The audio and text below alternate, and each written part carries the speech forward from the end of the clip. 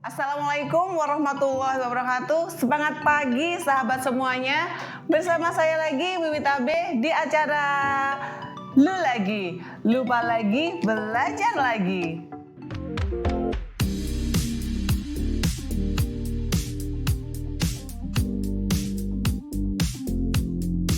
Kali ini kita akan membahas terkait lingkungan bisnis internal. Apa saja yang jadi cakupan dalam lingkungan bisnis internal ini? Antara lain, memahami value system yang ada di perusahaan, visi misi dari sisi organisasi yang dikembangkan oleh perusahaan itu, kemudian memahami struktur manajemen yang terus dikembangkan, dan kemudian memahami kekuatan dari satu lini bisnis yang ada. Kemudian adalah image dan brand perusahaan yang akan dikembangkan oleh perusahaan dan budaya perusahaan yang ditumbuhkan oleh perusahaan dari sisi SDM-nya, sumber daya manusia, dan dari sisi kekuatan fisik dan kekuatan keuangan dari perusahaan. Kita akan belajar untuk lingkungan bisnis internal itu apa. Di sini lingkungan bisnis internal adalah faktor-faktor atau kondisi yang ada di dalam satu organisasi yang mempengaruhi kinerja dalam perusahaan yang sifatnya bisa dikendalikan.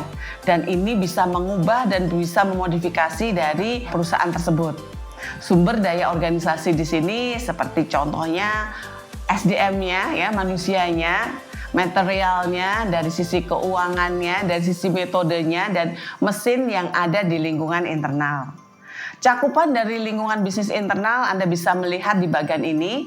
Di sesi ini, di parts ini adalah kita bahas dari sisi internal environment-nya. Tadi udah saya sampaikan terkait value system, visi misi organisasi, struktur yang ada di dalamnya, kemudian budaya perusahaan, SDM-nya, dan dari sisi fisik dan keuangannya, ya, dari gambar yang ada di sini. Ini Anda bisa melihat secara rinci apa saja yang ada di lingkungan bisnis internal, ya, cakupan di lingkungan bisnis internal seperti yang saya sampaikan sebelumnya.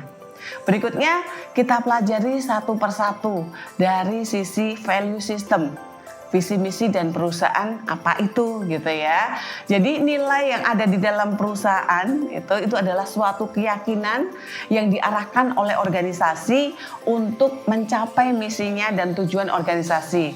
Saya berikan contoh untuk pembingkaian di sini adalah perusahaan kalau mau maju itu gambarannya adalah dari sisi manajemennya, dari level atasnya itu yang create, yang bentuk suatu value system yang akan dibentuk. Arahannya kemana untuk goal yang berhasilnya. Kemudian setelah menciptakan value system, kemudian menyusun visi misi, ya. Dari sisi visi otomatis kita akan melihat tujuan akhir dari perusahaan ini mau kemana, mau fokus kemana, kayak gitu. Kemudian dari sana dicapailah dengan menyusun misi-misi untuk mencapai visinya.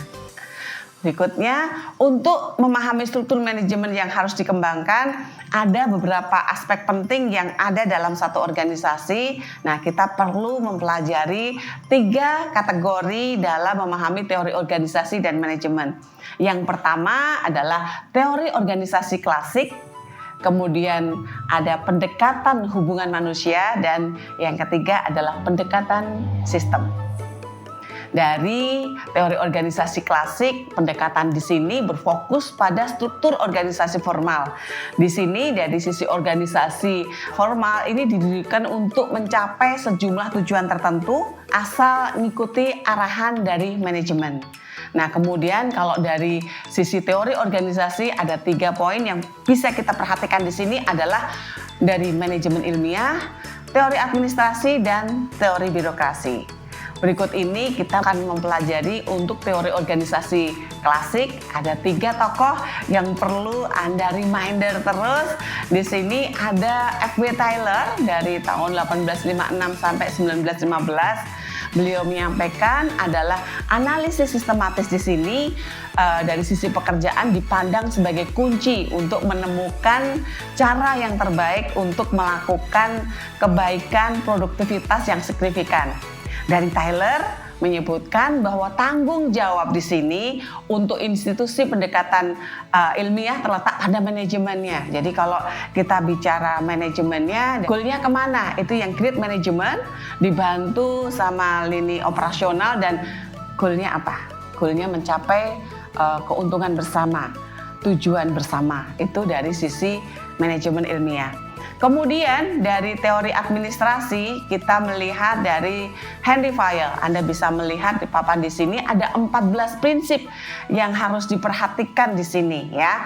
Antara lain pembagian kerja, rantai skalar, kemudian sentralisasi, kesatuan perintah, kesatuan pengarahan, ada wewenang dan tanggung jawab, ada kedisiplinan, ada mendahulukan kepentingan umum daripada kepentingan pribadi, ada balas jasa, ada aturan, ada keadilan, kelanggengan, personalia, inisiatif, dan semangat kebersamaan. Dari ke-14 ini kalau organisasi mau maju, 14 dari sisi teori administrasi ini harus dijalankan. Itu menurut Henry Fayol. Kemudian kalau dari teori birokrasi dari Max Weber di tahun 1864 sampai 1920 ini beliau mengembangkan model struktural. Ciri-ciri dari sisi birokrasi di sini antara lain pembagian kerja yang jelas, hierarki wewenang yang jelas, sistem prosedur dalam penanganan situasi kerja, kemudian dari sisi sistem aturan yang rinci meliputi hak dan kewajiban dari sisi organisasi untuk mencapai tujuan organisasi bersama-sama juga. Dari ketiga teori tersebut kita bisa memahami bahwa tiga tokoh tersebut itu istilahnya fokus di bidang organisasi klasik.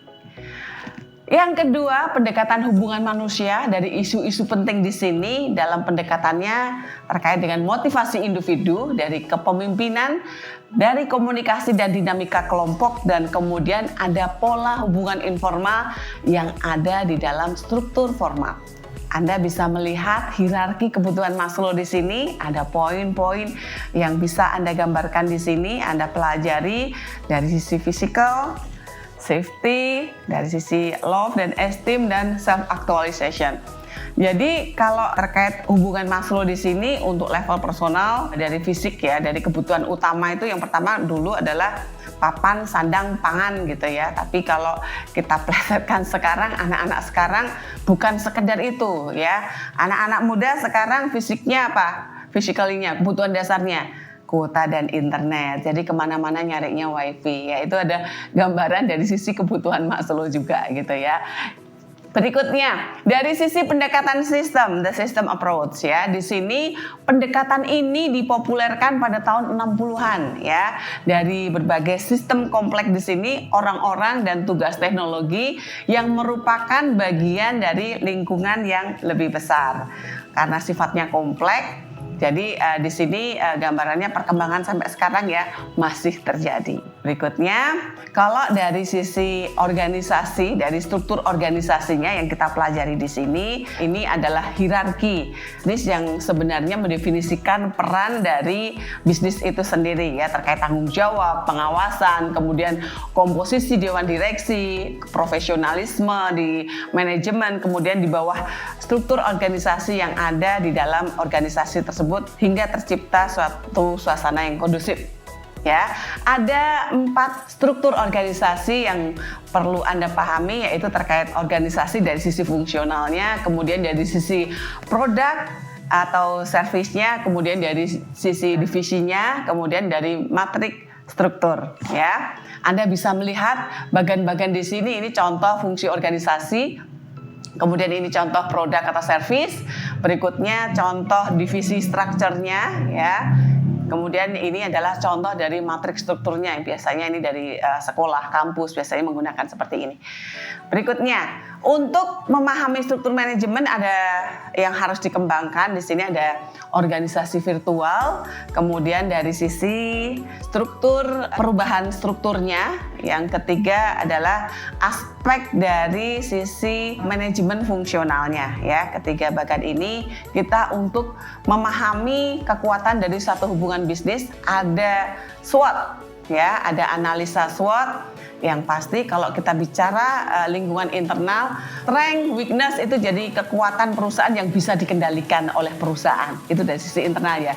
Dari sisi internal kita itu bisa mengendalikan kekuatan dan kelemahan kita karena kita tahu.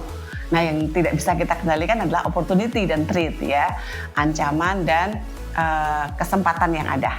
Berikutnya, ya, ini adalah contoh Tata Nano yang saya ambil dari referensi ibu saya. Bagaimana Tata Nano itu adalah suatu mobil di India yang di image brandnya adalah dikenal sebagai mobil murah di sana, mobil rakyat gitu ya. Dari 2008 hingga sekarang, berikutnya kita bisa lihat bagian berikut ini. Tata Nano banyak menerima penghargaan award dari 2009 sampai 2011.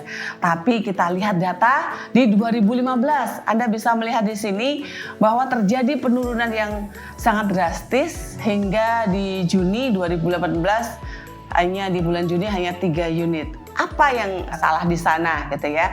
Di sana kita bisa melihat bahwa proyeksi Tata Nano yang menjadi mobil murah, mobil rakyat itu akhirnya mengalami kegagalan karena di sana orang menjadi takut karena orang tuh mencari mobil bukan karena murahnya, orang mencari karena rasa nyamannya, rasa tenangnya gitu ya. Jadi di sana ada kasus banyaknya kebakaran mobil Tata Nano membuat orang jadi takut. Jadi akhirnya berimbas kepada image dan brand perusahaan bahwa orang nggak pengen mobil murah kayak gitu ya. Jadi dengan kasus adanya kebakaran itu membuat orang takut untuk beli, dan itu yang perlu diperhatikan dari sisi perusahaan pada waktu kita bicara case dari perusahaan yang ada. Sekian dari saya terkait materi lingkungan bisnis internal. Jangan lupa like, komen, dan subscribe untuk perbaikan video-video berikutnya. Terima kasih. Assalamualaikum warahmatullahi wabarakatuh.